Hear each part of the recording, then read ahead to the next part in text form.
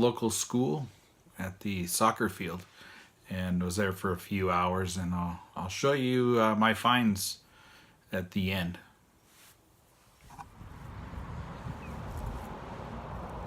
Come on, Russ.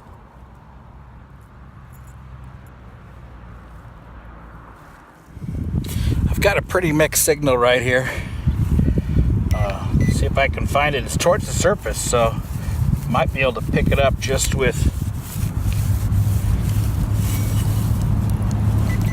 right here. Right here. Yeah, and I can pick it up right by the surface. As it should be a quarter. We'll cut a nice little plug out of it and see. Won't be much of a dig for this one.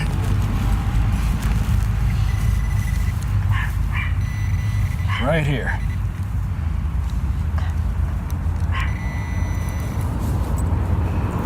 There. Oh, it's a nickel.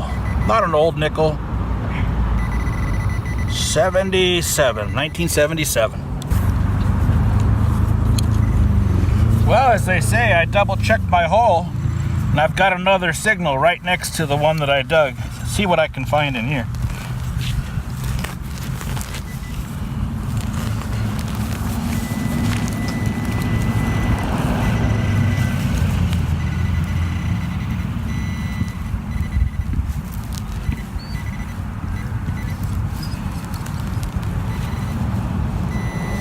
All right, it's right in here. Oh, look at that. Look at that. There you go. It's a 1972 $50. So I just found that $50 right here, and I haven't even stopped kneeling where I'm at. And I've got another signal here. It's a penny. It's a 61. It's a 61 Lincoln Memorial. So I like the memorials that are 81 and earlier because you can know for sure they're copper. 61's a birth year for me, so that's cool. I've got a nice high 80s, almost 90 signal here. I can actually pick it up off the surface. I don't have to go too deep.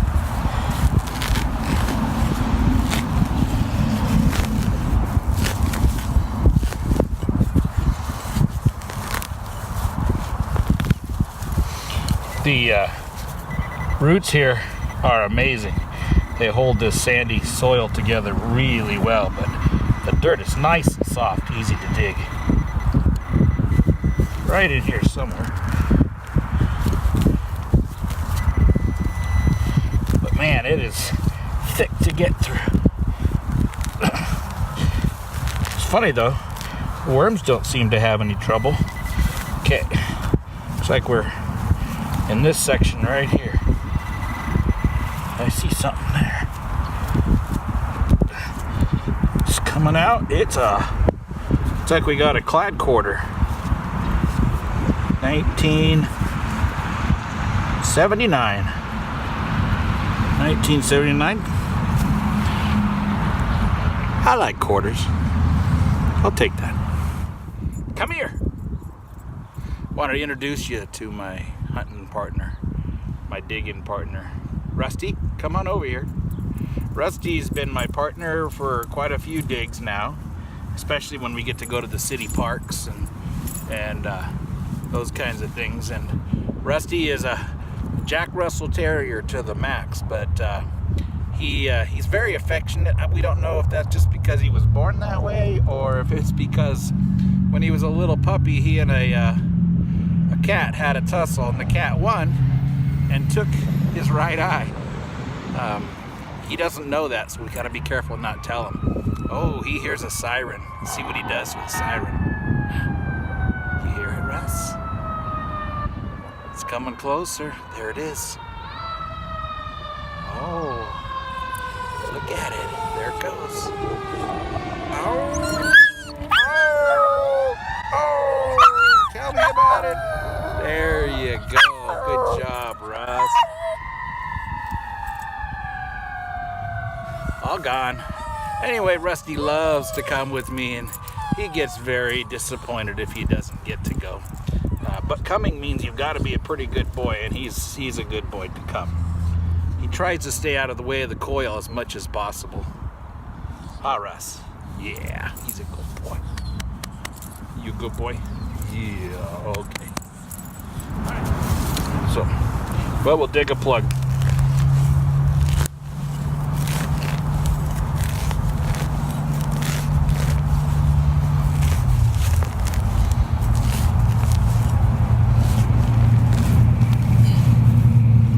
This is actually pretty good digging right here. Not quite so many roots. There we go. Something in here.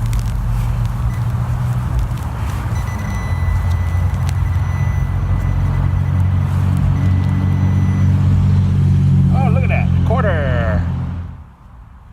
Glad quarter. 1989. I like that. This is my form of a cake break. It's a strawberry whole grain bar. And I like it. But you know what?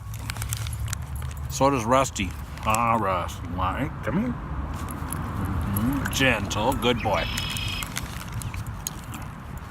So, whole grain bar break. Yeah. I use the Technetics Patriot. It's been a good machine for me. I've had it for, about a year now. And actually been able to go over some of the ground I went over with my Ace 250, my first machine, and find things I didn't find there before. And my pinpointers, plain old Garrett Pro Pointer that it's not the waterproof one, but this thing does not stop. I've had this since I started metal detecting. It works every time, and I really appreciate it. Recently, I picked up some Bluetooth headphones so that I could go wireless. These are MPALs. They're about $30, $35. And, I was impressed at the sound quality of these guys. And then I got a little MPAL sender that I plug into. It's a Bluetooth sender that, or a Bluetooth transmitter that fits on the back of the Patriot. I can show you that in a minute. And it works really well. There is a delay. I expected there would be some delay, but I'm learning to actually get used to that.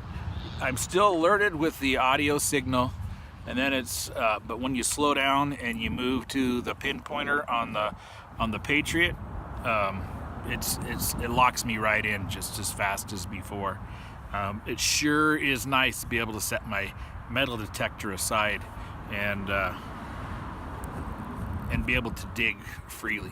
So I'll show you this. Here's how I have this rigged up. It's just a little Velcro and this little MPAL sender or MPAL Bluetooth transmitter. That's how I have this set up to the Bluetooth headphones, and they go longer than I go.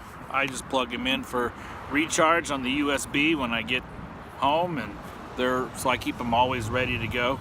And these have got to be the most comfortable headphones I've ever worn.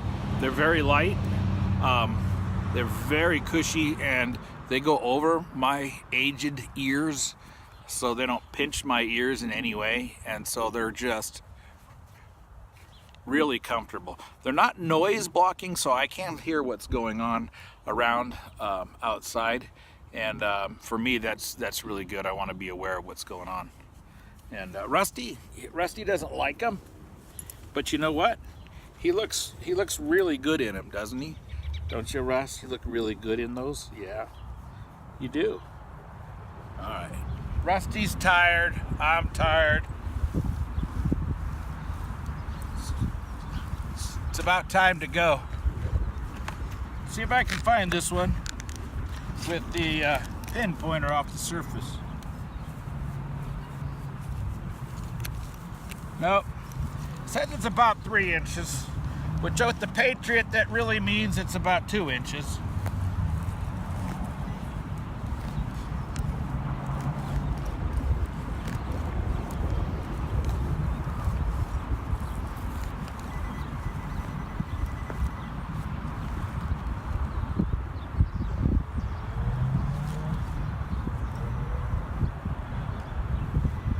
Sounds like it's down in the hole still.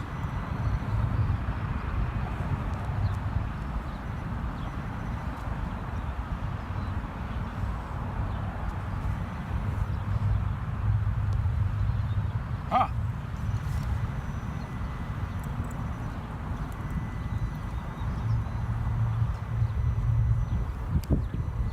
Well, this must be something bigger because it's already about 4 inches down.